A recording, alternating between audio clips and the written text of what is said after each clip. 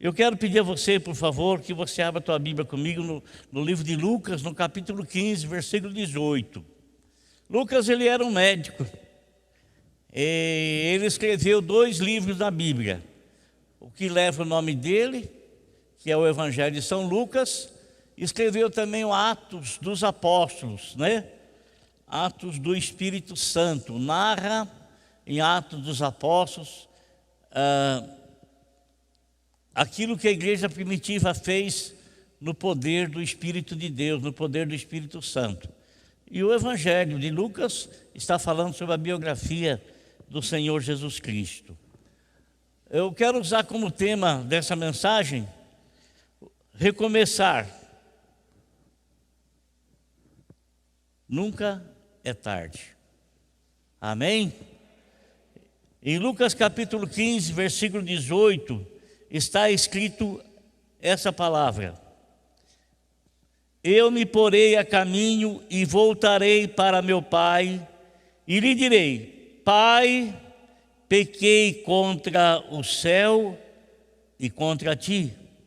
Não sou mais digno de ser chamado teu filho. Trata-me como um dos seus empregados. A seguir, levantou-se e foi para seu pai. Amém? Glória a Deus. Esse versículo que nós lemos aqui, irmãos, ele está dentro de um capítulo onde tem 3 parábolas. A parábola da ovelha perdida, a parábola da dracma perdida e a parábola do filho pródigo. Do filho pródigo. Todos nós conhecemos aquela frase que diz: o bom filho, a casa torna. Essa frase, ele foi tirada, ela foi formada em cima disso que nós vamos transmitir para vocês, em cima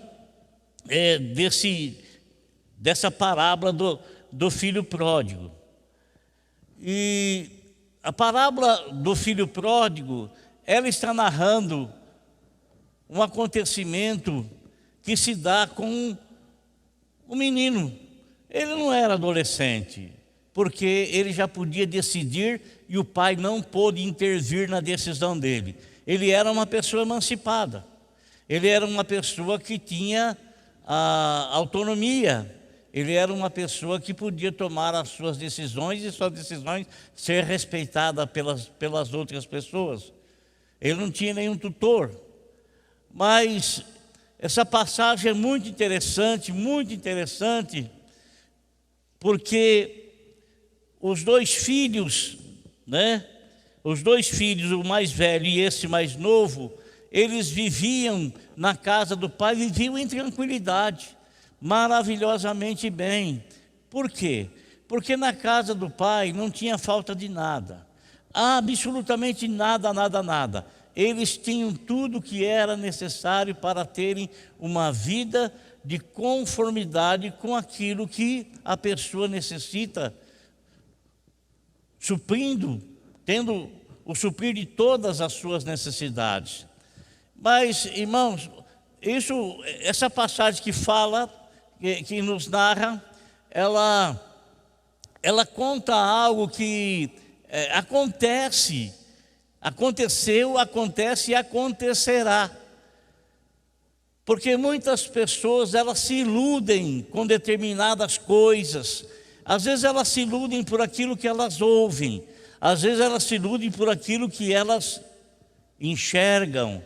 E elas às vezes se iludem pela formação dos próprios pensamentos. E eu, assim, às vezes eu fico notando o despertar no coração das pessoas com respeito ao seu semelhante. Na Bíblia Sagrada tem um homem chamado Naamã, que era general do exército da Síria. Era um homem admirado, era um homem valoroso em guerra, valoroso. Muitas pessoas tinham inveja tremenda daquele homem, porque ao olhar aquele homem, viam que ele era um herói nacional. Era um homem que usava uma farda, creio eu, cheia de medalhas. E muitas pessoas, ao contemplar, ao olhar para ele, poderiam pensar assim: nossa, se eu estivesse no lugar dele, quem me dera, quem me dera. Quem me dera se eu fosse igual a esse homem. Um homem conhecido, um herói nacional, um homem muito bem quisto, um homem reverenciado, respeitado. Mas, irmãos, tinha algo na vida daquele homem que ninguém sabia. Aquele homem era um homem leproso. Era um homem leproso.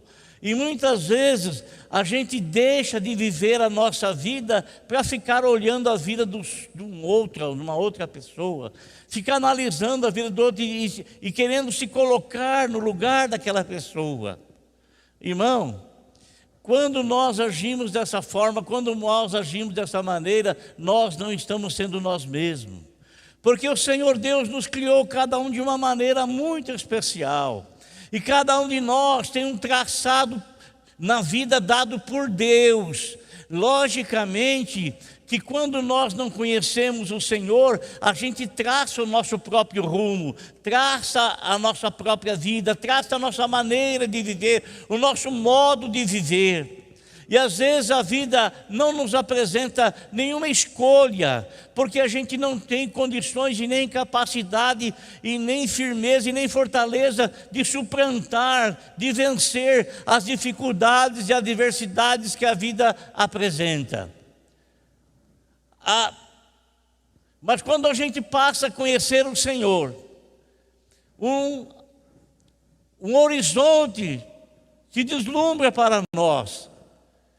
A gente começa a olhar a vida com outras perspectivas, uma perspectiva dada pelo próprio Deus, porque a gente se encontra em Deus, a gente se encontra na pessoa do Senhor Jesus Cristo, e aí a gente passa a viver o plano que Deus tem para nós, e esse plano só será conhecido a partir do momento que nós tivermos um encontro com o Senhor. Por exemplo, Paulo, o apóstolo, antes de ser apóstolo, ele foi um grande, um terrível perseguidor da igreja. Não era isso que Deus tinha traçado para ele. Isso ele fazia no seu próprio rumo, no seu próprio caminho. Mas quando ele se encontra com o Senhor, lá no capítulo 8 de Atos dos Apóstolos, 8 e 9, ele se encontra com o Senhor, então ele não anda mais no caminho que ele próprio achava que era certo, que era correto. Agora ele vira-se e começa a andar na direção apontada pelo Senhor, no caminho apontado pelo Senhor. Aí ele escreve uma frase que diz assim, que Deus o havia escolhido desde o ventre da mãe dele. Ora, como é que eu posso entender que Deus me escolheu desde o ventre da minha mãe e eu fui um perseguidor da igreja de Cristo? Eu permiti a morte do primeiro mártir da igreja chamado Estevão.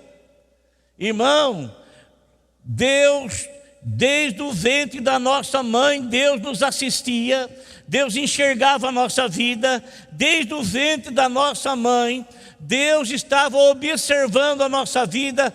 Nós nascemos, começamos a traçar o próprio rumo para a nossa vida, conforme nós recebemos como orientação boas dos nossos pais, e às vezes educado, orientado, às vezes aprendendo com a vida, mas traçando o nosso próprio rumo.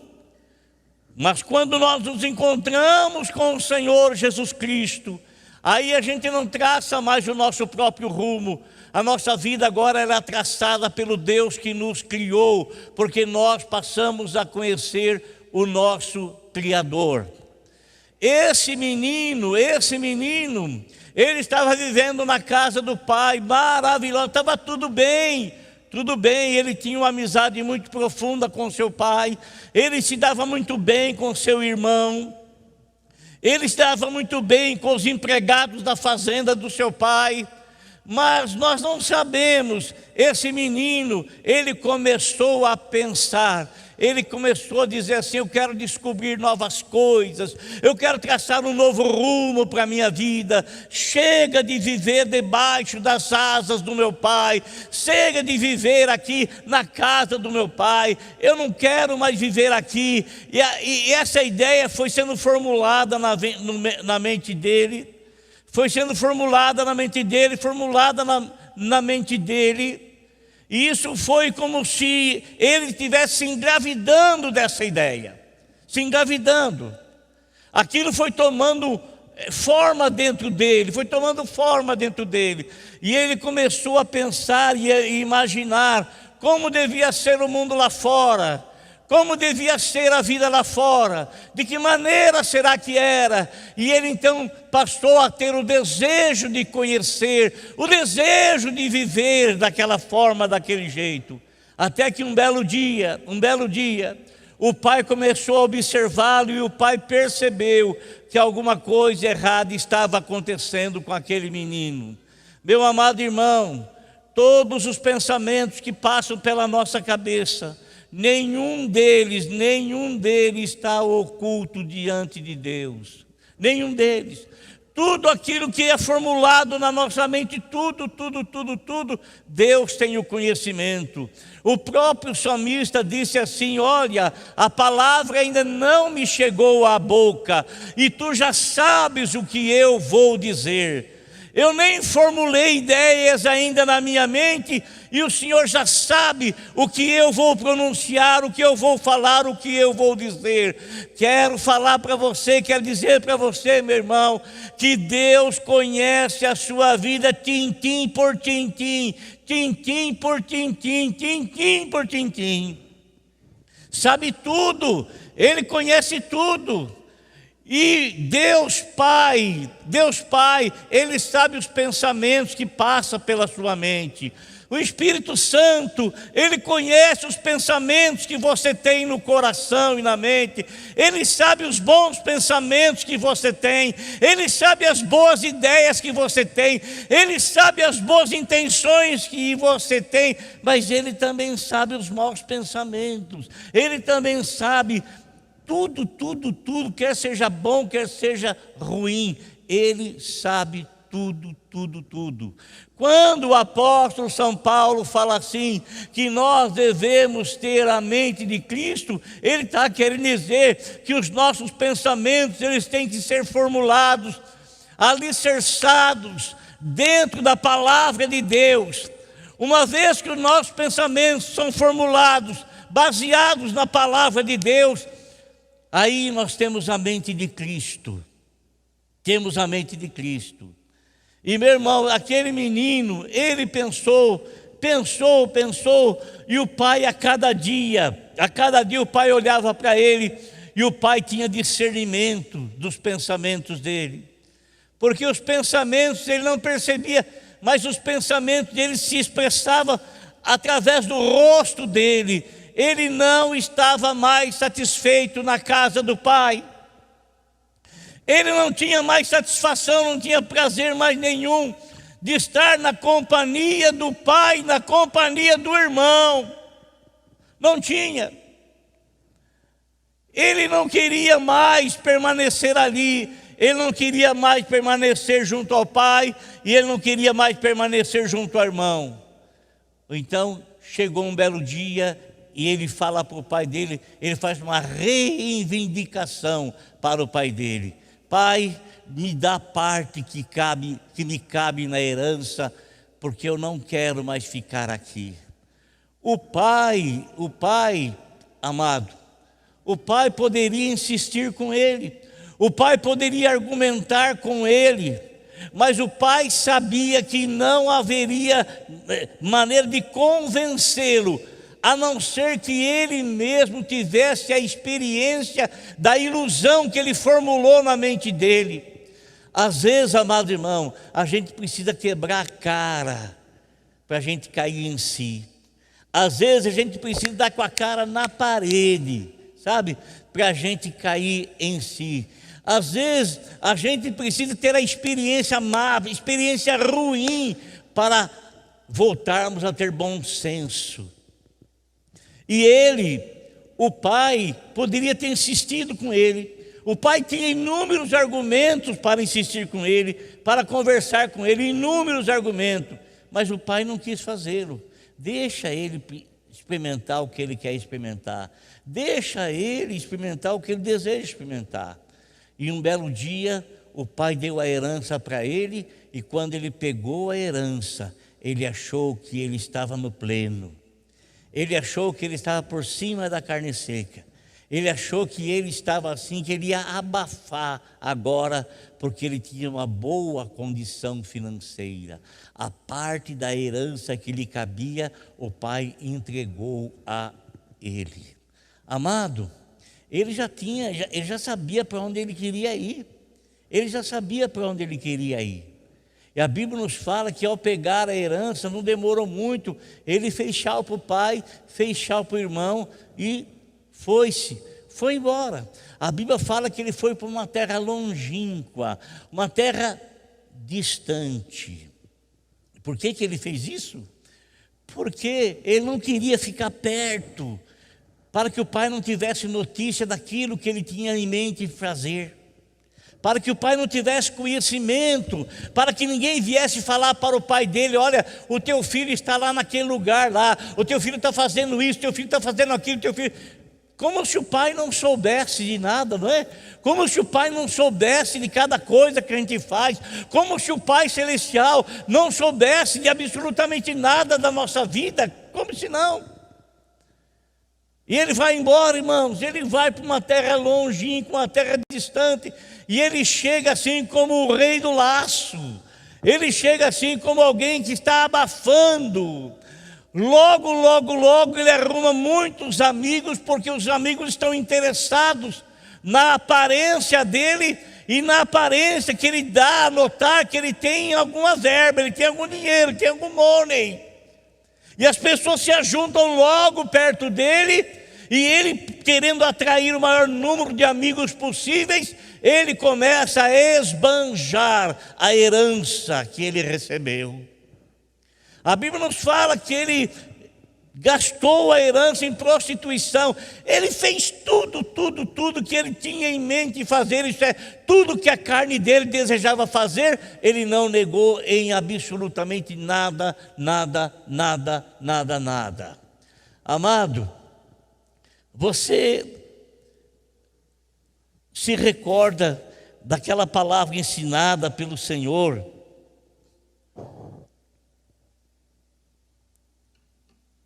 a respeito daquele homem? Ele vai fazer a casa dele, mas ele quer fazer uma casa de aparência. Ele não se preocupa com alicerce, coisa nenhuma. Vai fazer uma casa de aparência, ele constrói aquela casa. E um dia que ele menos espera, cai uma tromba da água. Os rios transbordam e forma-se uma inundação. E as águas, elas estão numa correnteza terrível, e elas batem com ímpeto na porta daquela casa, arrasta aquela casa, acaba com aquela casa. A vida desse menino foi desse jeito. Ele estava na casa do pai, ele estava sob alicerces firmes e profundos, mas ele quis fazer algo de aparência, algo que chamasse a atenção das pessoas, mas que não tinha sustentáculo para exercer firmeza e suportar as adversidades e as dificuldades da vida. Amado, nunca houve maior liberdade para a humanidade como está tendo hoje. Lá na Escócia, lá na Suécia, lá na Finlândia, países de primeiro mundo, evoluídos. Uma criança de 4 anos, se ela estiver dentro do quarto dela e o pai bater para entrar e ela não querer abrir a porta e o pai entrar, essa criança pode denunciar o pai e o pai pode ser preso. Você já pensou isso? Já imaginou isso? É um país de primeiro mundo. Irmãos, hoje, Nunca aconteceu o que está acontecendo hoje. O maior número de adolescentes e jovens que estão se suicidando. Nunca houve número tão grande, tão grande, tão grande. Nunca houve número tão grande, tão grande, tão grande. Essa dita liberdade que não tem, amado irmão, não tem uma linha regulatória. Não tem absolutamente nada que coloque ali algo que venha trazer um freio. E infelizmente, nós estamos vendo coisas terríveis acontecer com os jovens e adolescentes. Coisa que nunca antes tal aconteceu em número tão grande, tão grande, tão grande. Esse menino, ele abandona a casa do pai, onde ele tinha segurança, vai firmar uma coisa que ele não tem condições de cavar os alicerces para firmar a casa dele.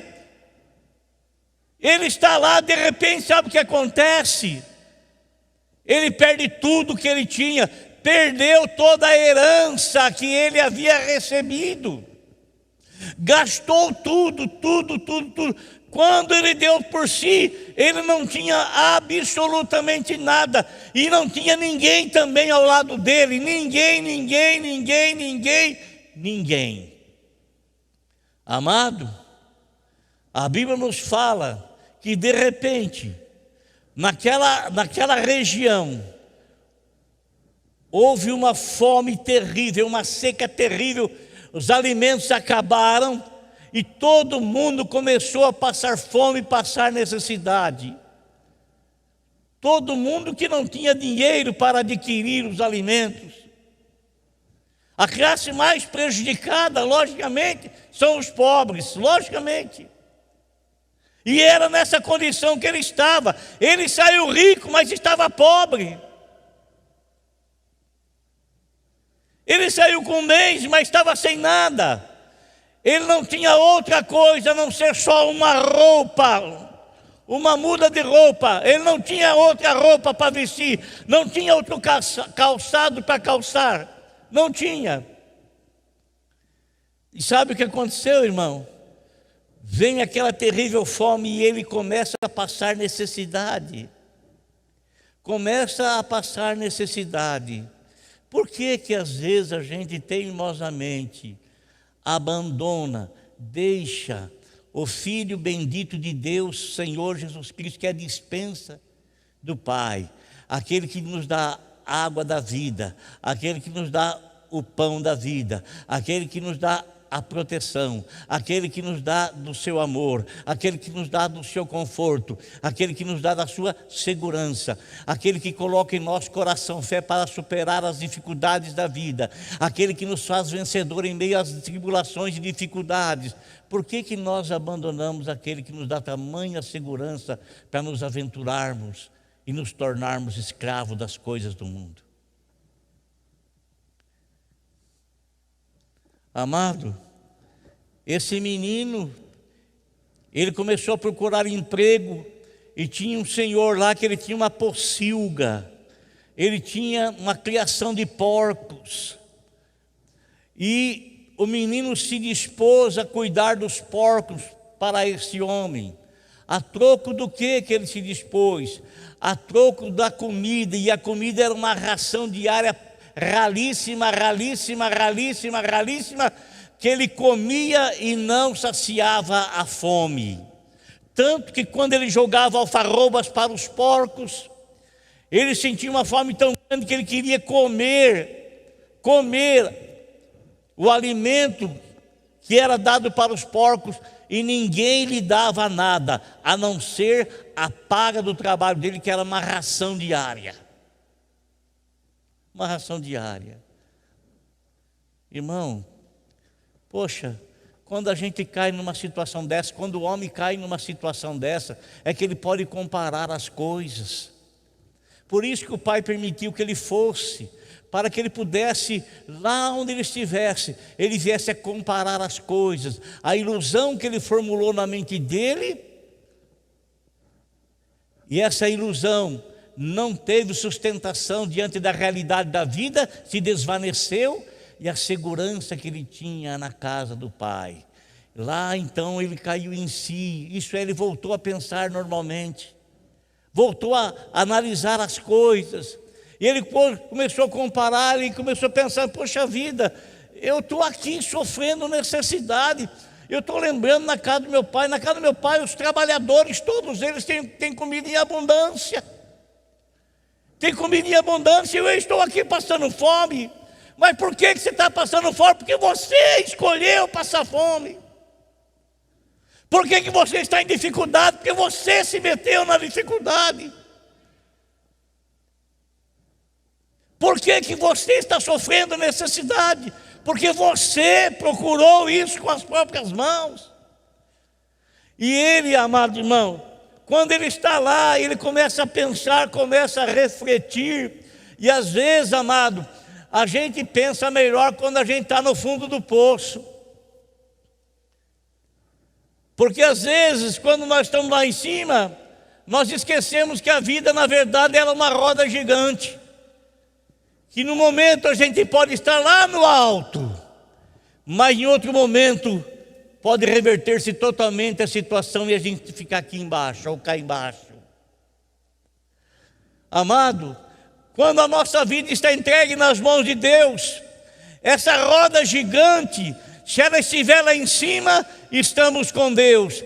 Se ela estiver no meio, nós estamos com Deus. Se ela estiver embaixo, nós continuamos com Deus, porque o Deus que cuida de mim lá em cima, Ele cuida de mim aqui embaixo também. Mas se eu traçar o mesmo rumo, se eu traçar a minha própria direção, eu não vou conseguir me segurar lá em cima e também não vou conseguir ter segurança cá embaixo. Mas se a minha vida está nas mãos de Deus, eu tenho segurança. Que segurança sou de Jesus, eu já desfruto, gozo na luz. Sou por Jesus, herdeiro de Deus, Ele me leva glórias do céu. Canta minha alma, canta ao Senhor, rende-lhe sempre ardente louvor. Canta minha alma, louve ao Senhor. Aleluia, glória a Deus. Amado, o menino está lá, e ele então cai em seus pensamentos, e uma luz começou a formular um belo pensamento na mente dele. Assim como ele estava na casa do pai, e dúvidas começaram a surgir no coração dele, e pensamentos começaram a ser formulados com o desejo que ele tinha de estar para lá, de ir para lá, de deixar a casa do pai, até que isso veio à luz e se concluiu o pensamento. Agora ele está lá longe, lá distante, e uma centelha começa a iluminar a mente dele, e essa centelha leva-o a recordar que segurança que ele tinha estando na casa do pai. Não lhe faltava nada, porque o Senhor é meu pastor e nada me faltará. Eu tinha segurança, porque o Senhor, Ele é minha torre forte. Eu tenho esperança, porque o meu Deus é o Deus que cuida de mim e que cuida da minha vida. Eu tinha, amado irmão, eu tinha expectativa, porque a cada dia eu vislumbrava coisas novas na vida, e agora estou aqui. Estou aqui. O caminho do Senhor é sempre melhor. O caminho do Senhor é mais excelente. O caminho do Senhor é mais excelente. Amém? Vou repetir para você. O caminho do Senhor é mais excelente do que o seu próprio caminho. Aleluia. É mais excelente, amado. Não pense você que Deus começa fazendo assim, vlup, uma enxurrada. Não, não é assim não. Deus começa gradativamente, para que você, cada passo que você dá, dê passos firmes. Porque você pode correr, mas os seus passos não são tão firmes como se você der cada dia o seu passo. Caminhando eu vou para Canaã, caminhando eu vou para Canaã, caminhando eu vou para Canaã. Glória a Deus, caminhando eu vou para Canaã. Amém? Lá ele começa a refletir. Poxa vida, hein? Eu acho que eu vou voltar para a casa do meu pai. Olha que pensamento glorioso. Olha que pensamento precioso. Eu vou voltar para a casa do meu pai. Vou pedir perdão para ele. Eu vou chegar para ele e vou dizer: pai, o senhor não precisa me tratar como um filho teu, não. Não quero. Apenas me receba como um dos teus empregados, como um dos teus jornaleiros. O que eu quero é ter segurança na tua presença. O que eu quero é ter paz na tua presença. O que eu quero é não ser mais humilhado nem envergonhado. Aí começa a surgir a dúvida, né? Se eu for, será que ele me recebe de volta? Se eu for, será que ele me aceita? Se eu for, será que ele não vai me rejeitar?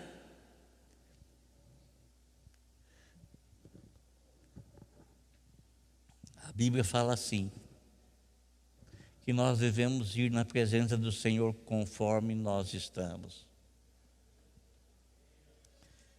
Eu venho como estou, eu venho como estou, porque por mim morreu Jesus, eu venho como estou. Amado, o Espírito Santo começou a falar no coração dele: vai. Não é o Espírito Santo que nos convence da verdade? Vai porque o Pai te ama, vai porque o Pai te recebe, vai porque o Pai está de braços abertos, vai. E ele tomou a decisão. Ele tomou a decisão, irmão. Tomou a decisão, que quer saber de uma coisa, deixou a pocilga lá, deixou os porcos lá, deixou aquele fazendeiro lá, deixou aquele povo lá. Eu vou é para onde eu tenho segurança, eu vou é para a casa do meu pai. Aleluia.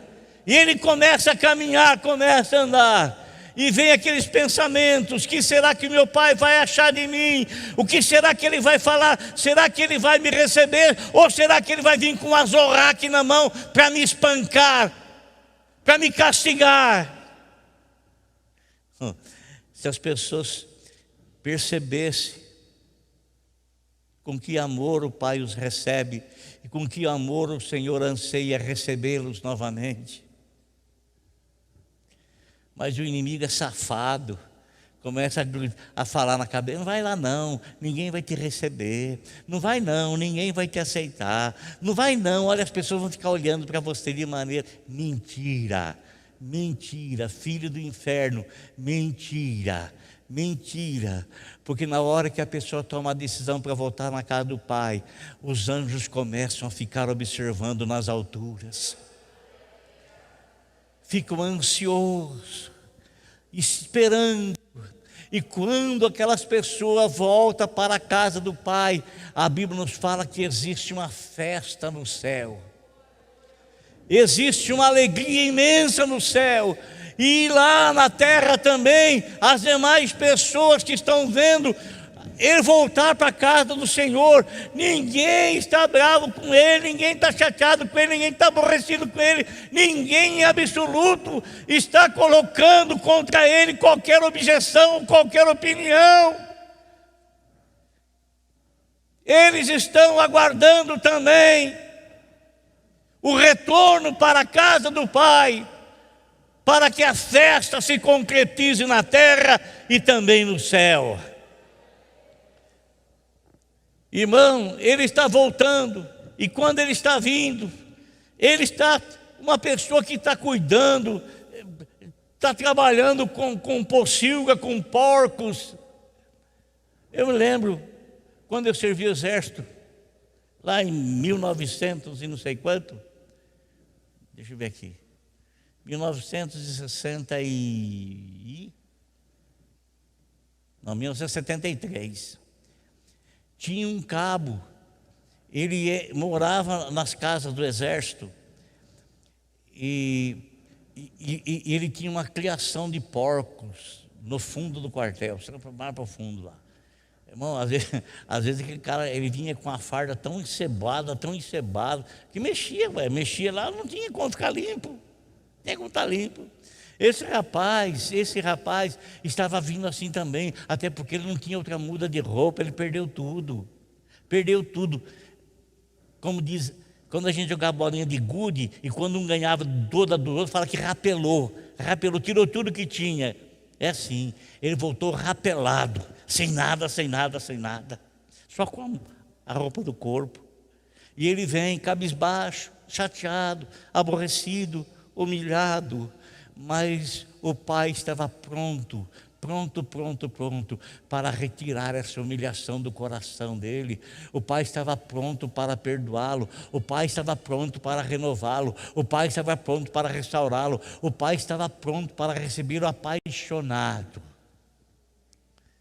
Ele vem, está vindo, e de repente alguém diz: oh Senhor, tem alguém chegando na porteira lá embaixo. E o homem sai lá, e quando ele avista, logicamente, ele reconhece que é o filho dele. Ele reconhece que é o filho dele que está voltando. Imagine você, irmão, a satisfação no coração desse homem. Imagine você, o que você causou em Deus no dia em que você se aproximou do Senhor. E você disse: Pai, me perdoa porque eu errei, eu sou um pecador. E Ele, com braços abertos, te recebeu e lavou os seus pecados no sangue do Filho bendito. Colocou vestes novas em você, vestes purificadas pelo sangue do Senhor Jesus Cristo. Pôs uma aliança no seu dedo. Você tem uma aliança com o Pai Celestial. E Ele chamou você e colocou você na família dEle, e escreveu o seu nome no livro dEle. Está lá. Aleluia. Aleluia. Amém, irmão? O menino está se aproximando, o pai vê o menino, e o menino cabisbaixo. O pai sai correndo. E quando o menino vê assim, o menino fica tendo chatado: caramba, será que ele vai me dar umas pancadas agora? O que será que ele vai fazer comigo? Está correndo tanto, vem em minha direção, o que será que vai acontecer? Ele não sabia quão grande era o amor que o pai tinha por ele. Não sabia. A Bíblia fala assim, amado, que o amor, ele encobre as transgressões. Encobre. O pai chegou, deu um abraço naquele camarada, irmão, quase quebrou as costelas dele. Mas um abraço. O filho foi falar: pai, eu pequei. Pai, fica quieto. Aquele momento era um momento de intimidade entre o filho e o pai, entre o pai e o filho. Amém? Glória a Deus. Nunca é tarde para recomeçar. Nunca é tarde para voltar. Ansioso o Pai está a te esperar. Traga vestimenta aí para ele. Traga um anel aí, vamos colocar no dedo. Traga sandálias novas aí para colocar nos pés dele. Traga.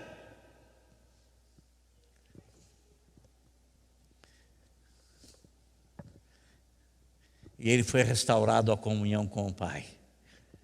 Glória a Deus. Recomeçar. Nunca é tarde. Nunca é tarde. Nunca é tarde. Amém? Nunca é tarde.